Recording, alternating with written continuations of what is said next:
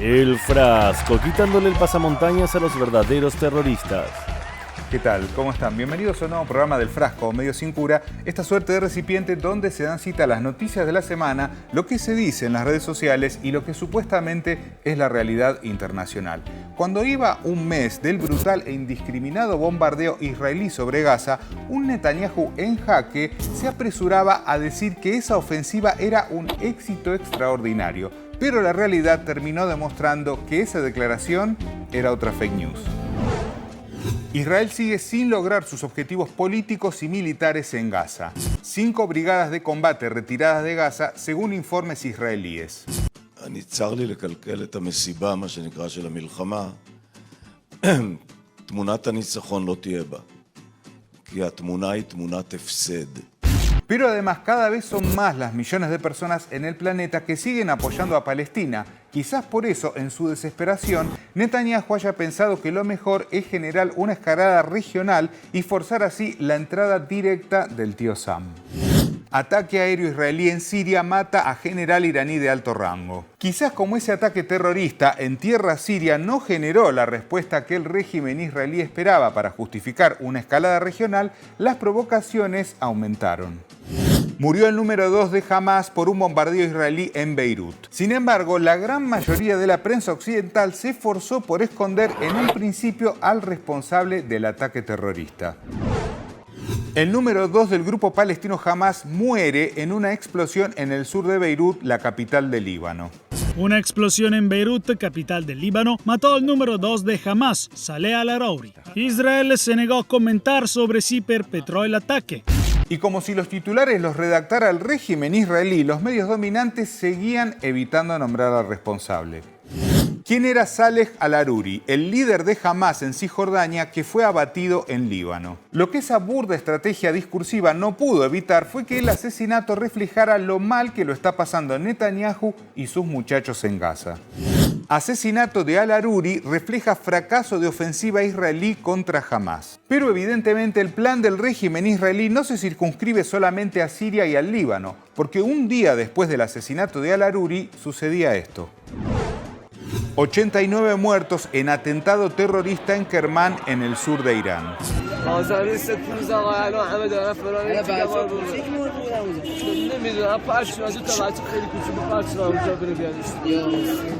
Pero como el atentado terrorista ocurrió en Irán, una vez más los medios afines al tío Sam tranquilamente evitaron hablar de atentado y de terrorista. ¿Cómo? Así. Más de 80 muertos tras 2 explosiones en Irán en un acto homenaje al general Qasem Soleimani. Ambas detonaciones tuvieron lugar cerca de la tumba del teniente general Qasem Soleimani. Allí tuvieron lugar estas explosiones. Y otra estrategia de esa prensa que acostumbra a demonizar a Irán fue la de atribuir el ataque terrorista a algo que dicen las autoridades. Vean. Vicegobernador de Kermán dice que las explosiones son, entre comillas, actos de terrorismo. Y mientras cada vez más medios ponían, entre comillas, atentado y terrorista, minimizando el grave ataque, algunos se anticiparon para intentar lavarse las manos, quizás. Estados Unidos negó el miércoles que Washington o Israel estén detrás de las explosiones en Irán. Y no lo van a poder creer, pero horas después, en perfecta sincronía con las declaraciones de Washington, el grupo terrorista Daesh completaba la comunicación. El ISIS reivindica la autoría del doble atentado que dejó 84 muertos en Irán. Ahora fíjense cómo trabajan los titulares en la prensa dominante. Lo siguiente fue, ¿vieron que Estados Unidos tenía razón? Señores, por favor. No fue Israel y Estados Unidos tenía razón. El ISIS reivindica las bombas de Irán. Buen intento, pero a lo largo de los años han habido demasiadas pruebas como para seguir sosteniendo que un grupo como Daesh opera solo. Desclasificado, Obama y Clinton apoyaron a Daesh para derrocar a Assad. ISIS usa armas de Estados Unidos según informe de Amnistía Internacional. Estados Unidos traslada a terroristas de Daesh de su base en Siria a Deir ez-Zor. ¿Será casualidad que armas de Estados Unidos lleguen a manos de los terroristas? ¿Por qué será que Estados Unidos asesinó al mayor enemigo de Daesh en 2020? ¿Y cómo es que los terroristas son trasladados según sea necesario? Rusia revela, Estados Unidos traslada a miembros de Daesh de Siria a Ucrania. Siendo muy inocentes, podemos pensar que una vez es casualidad, 2 veces ya es sospechoso. Pero cuando hay un patrón repetido a lo largo de los años, no hace falta ser un matemático para hacer esas cuentas. En pleno genocidio israelí contra Gaza, los terroristas de verdad, Daesh, atacan en Irán y no en Israel. ¿Conclusiones? Esos terroristas tienen patrocinadores, tienen nombres, se llama Estados Unidos y el régimen nacional sionista. Nos preguntamos nuevamente, ¿será entonces que ante lo que parece ser un fracaso en la Franja de Gaza, el régimen invasor sigue buscando expandir el conflicto? Lo que sí creo, y de esto estoy absolutamente convencido, es que la élite israelí quiere el conflicto regional. Esto también obedece a una estrategia probable del gobierno de Israel y en particular de Netanyahu de tratar de escalar el conflicto. Y en paralelo a la oleada de atentados terroristas en países de Asia Occidental, la ocupación israelí continúa con sus planes de limpieza étnica.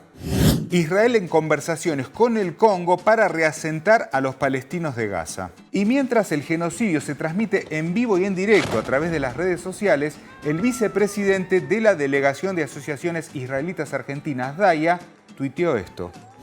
Como repetimos incansablemente, no hay civiles inocentes en Gaza.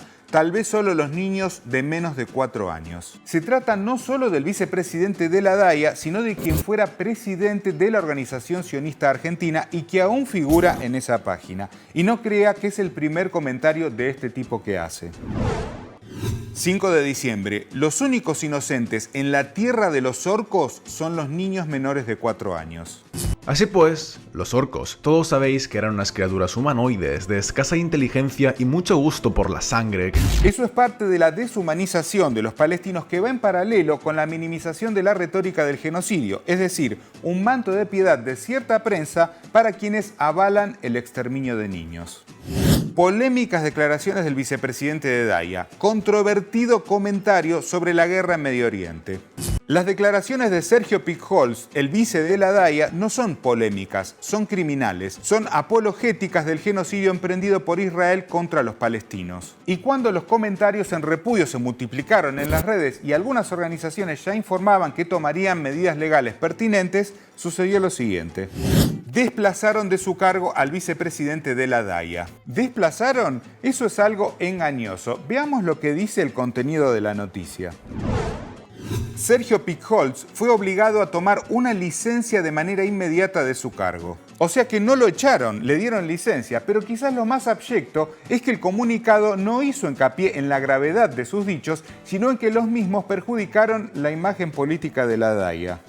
Ese impacto tan negativo sobre la Delegación de Asociaciones Israelitas Argentinas también decidió a las autoridades de esa entidad a tomar rápidamente cartas en el asunto. Muchos creen que el daño ya quedó hecho.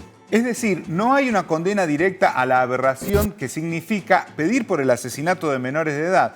Por eso, más allá de que Picholz finalmente haya renunciado sin disculparse, lo preocupante no es solo lo que manifiesta una persona, sino una ideología.